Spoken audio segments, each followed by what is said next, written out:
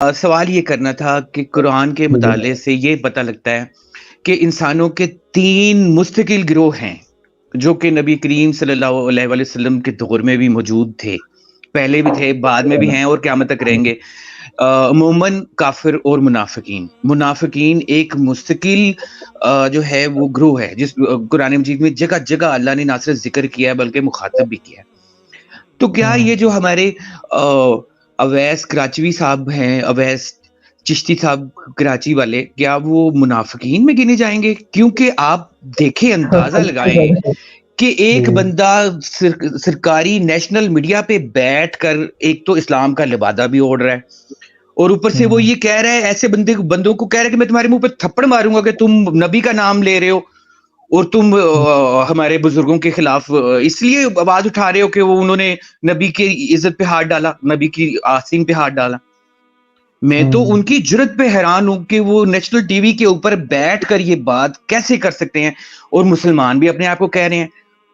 جی جی تمہاری حدیثیں اور ہماری حدیثیں۔ تو اگر ان کو پوچھے کہ تو ہر کسی کا قرآن تو ہم جو ہے نا سب وہ کا ہے نا، ذہانت،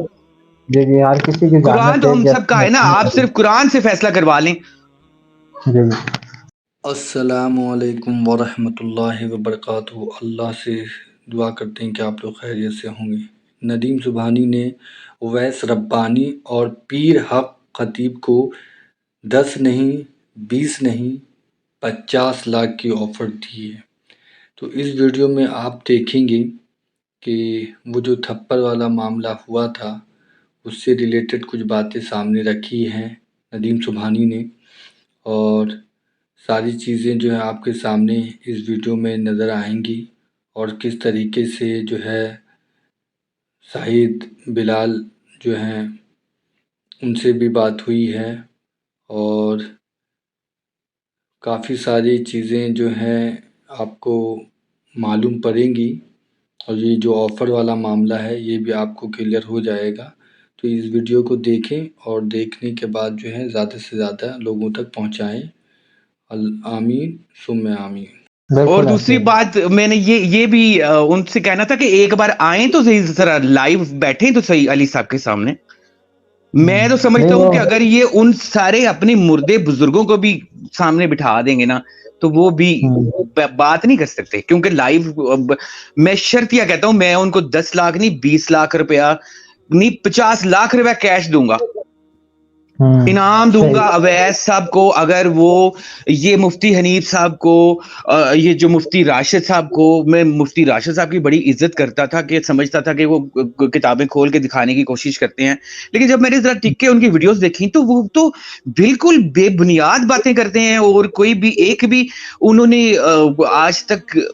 جواب نہیں دیا۔ اگر کسی کے پاس دلیل سے، قرآن سے یا حدیث سے جواب ہوتا تو لاجواب کر چکے ہوتے بھائی مرزا صاحب کو بالکل سامنے بٹھا اصل کے میں بات میں کرنے آپ کی کو نا ضرورت نہ ہوتی۔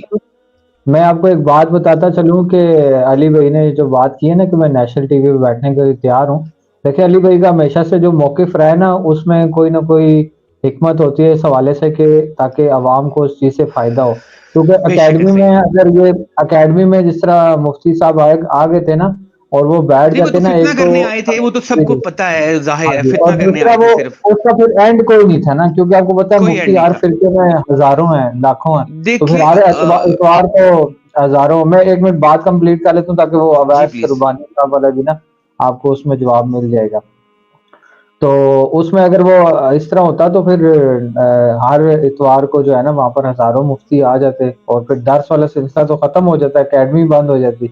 تو وہ پاسبل نہیں ہے۔ تو اس کے لیے پھر علی بھائی نے یہ کہا کہ آپ نے اگر کسی نے بات کرنی ہے تو کسی ذمہ دار بندے سے کیوں آپ ویڈیو بنوا کے لائیں اپنے فرقے سے، تاکہ کوئی فائدہ بھی ہو نا، کوئی پروف ہو کہ بھئی یار یہ جواب نہیں، آپ کو بھی پتا، آپ خود کہہ رہے ہیں وہ جواب نہیں دے سکتے، تو ان چیزوں میں وہ کیا جواب دیں گے، تو بالکل ایسا تاکہ ہی ہے، کسی کا دیکھیں کوئی علی فائدہ بھائی نے بھی ہو۔ تو جی ہاں بالکل جی، اور پیارے بھائی، نیشنل علی ٹی بھائی نے وی تو پہ جو پہلے دن سے ہی اپنے آپ کو لائیو رکھا ہوا ہے سب کے سامنے،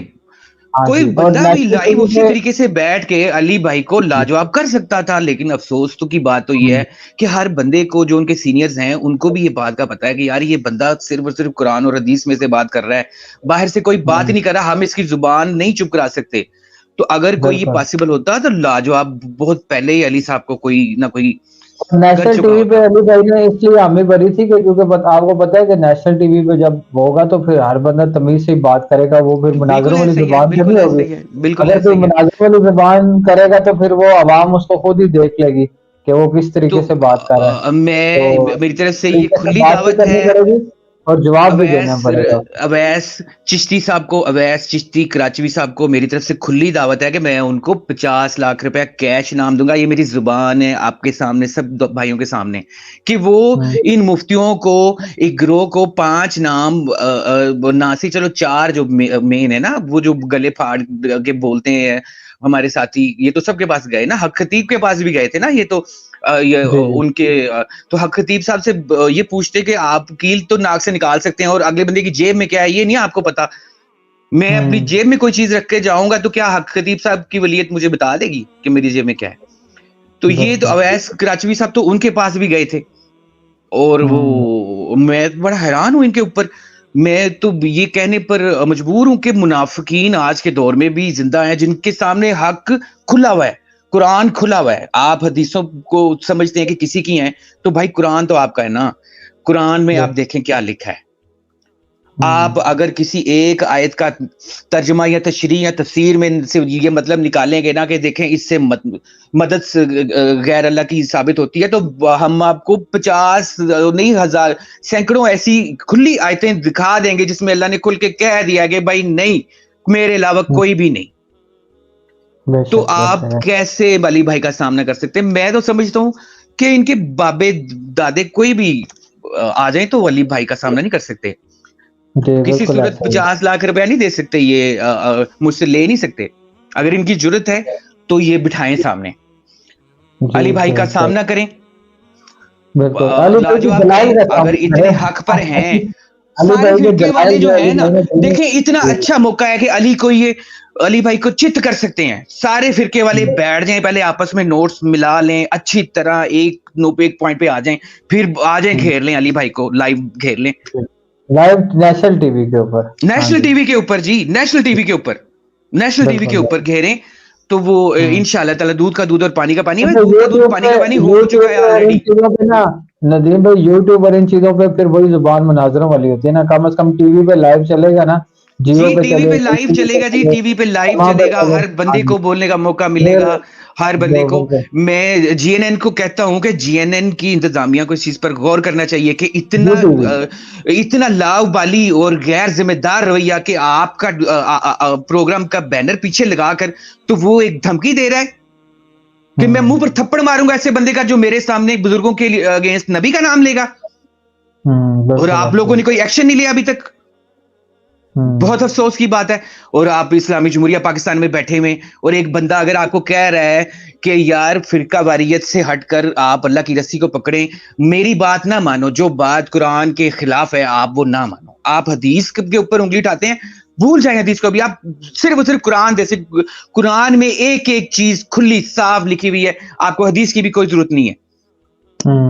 और शर्म करें थोड़ी सी अवैस कराचवी साहब। चले बहुत शुक्रिया अल्लाह को आपने जवाब देना है, बहुत शुक्रिया, बहुत माजरत, मैंने बहुत टाइम लिया। अल्लाह हाफिज।